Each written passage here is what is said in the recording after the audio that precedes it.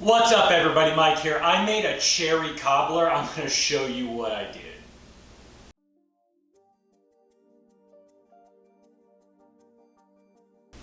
And this is what I'm going to be using to make my filling. We have 2 pounds of cherries that have been freshly pitted. I'm not using frozen or canned cherries on this.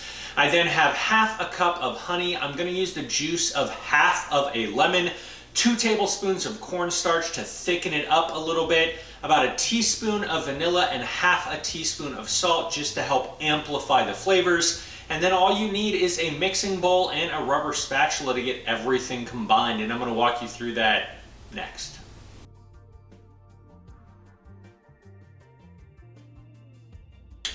Now, the filling is super simple. All that I'm going to do is get everything dumped into this bowl and mixed together. Then after it has had a chance to sit for about 30 minutes, I'm just going to smash it up with a fork or a potato masher or even just the same rubber spatula that you use to mix.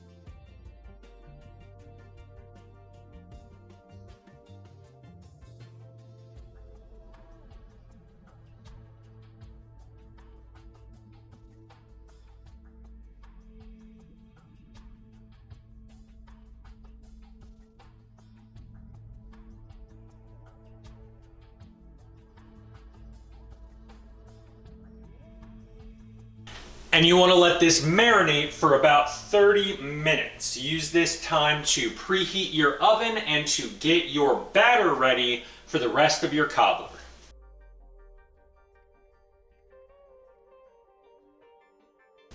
This is what I'm going to need to make the actual batter that's going in the cherry cobbler. So we're going to start with the dry ingredients. That's 1 cup of flour. We have 2 teaspoons of baking powder. We have a half teaspoon of salt, and then a 1/4 teaspoon each of freshly ground nutmeg and some ground cinnamon. For the wet ingredients, we're going to go with 6 tablespoons of melted unsalted butter, 3/4 of a cup of milk of your choice, 1 cup of white sugar, and then we're going to be using about a teaspoon of vanilla extract. You're going to need some mixing bowls, rubber spatula, whisk, and then I'm using a microplane to grate in my nutmeg.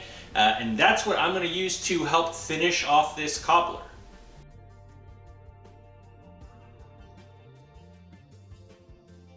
So the first thing that you need to do is get your dry ingredients portioned and combined. I'm taking 1 cup of my all-purpose flour, just a pinch of salt, about a 1/4 teaspoon. We have 2 teaspoons of our baking powder here. And then I'm going to be doing a 1/4 teaspoon of ground cinnamon and about a 1/4 teaspoon of freshly ground nutmeg. Once everything is in your bowl, just get this whisked together so that you don't have any clumps, and set this aside.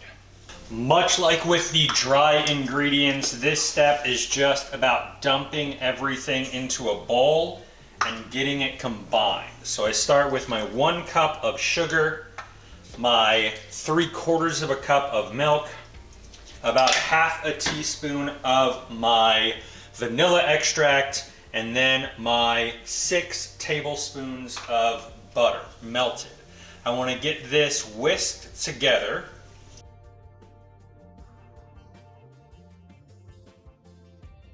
The last thing that you have to do at this point in order to bake and finish your cobbler is just assemble.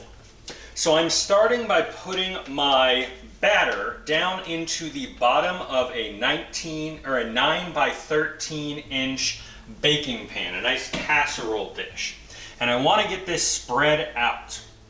Then, once this batter is spread out, I'm going to put my cherries on top of it. And the batter is going to rise up around the cherries as this cooks. And this is going into a 350 degree oven for anywhere from 40 minutes to 50 minutes, depending upon exactly what your stove is doing that day.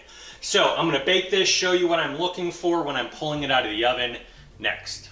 I just pulled my cherry cobbler out of the oven. It took me about 55 minutes in there, and it has some nice golden brown color around the edges, and you can see that the batter actually came up to the top like I was talking about. So I'm gonna go ahead and let this chill for just a couple of minutes before I dish myself up some nice hot cherry cobbler.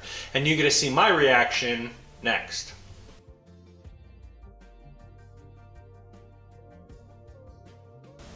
And that's how you make my cherry cobbler. I really hope you make it, and if you do, let me know your thoughts down below. But for right now, just look at my face.